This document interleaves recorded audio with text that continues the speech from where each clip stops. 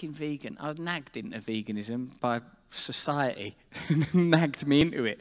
Like, no, I was vegetarian from when I was a little kid, 14, because of the Smiths and because of, like, oh, what, they do what in factory farms? You know, like, they're just too brutal. And then my mate Simon Amstel, he's a very good comedian, made a film called Carnage, which like sort of like talked about like in 50 years people will look back and go, hell, they eat animals. Like, you know, like you can see, you know, it's very difficult for us to envisage the things that future generations will look back on and go, what? But here are some of the things. Homelessness, they'll definitely go, oh yeah, they used to just let some people sleep outside. But why? Because they didn't have enough? Oh no, there was enough.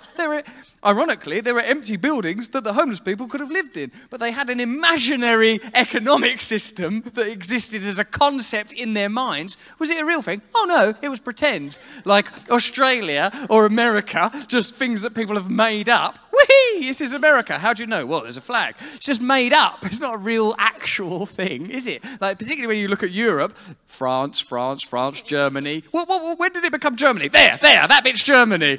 Well, it's all just made up. Weren't even called Germany 100 years ago. It's all just a load of fucking made up bullshit. So anything that's made up, that's stopping actual real things from happening, like, you know, protecting the planet, developing conscious relationships with each other, that's all got to go. We can't be overly protective of that shit. That's the real zeal. That's the real religious fundamentalism. The absolute totalitarian extremist capitalist consumerism, an ideology so vast and all-encompassing we can't see its edges because we're born into it and we can't see beyond it. That's what Mark Fisher meant, capitalist realism.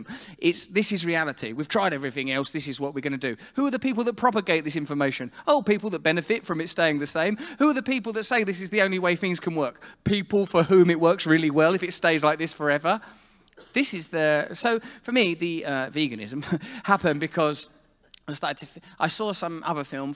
What was that called? What the Health, with this dude Kip Anderson sort of talked. He showed how, like, the diabetes, heart, and cancer foundations of America were funded by like sort of meat and dairy and egg industries, like, and they give the advice on what foods are healthy. And we've known for a long while that the information we used to get about diet in like the 1950s, it was never, these are your main food groups, your bread food group, your egg food group. That's just shit they could make cheaply.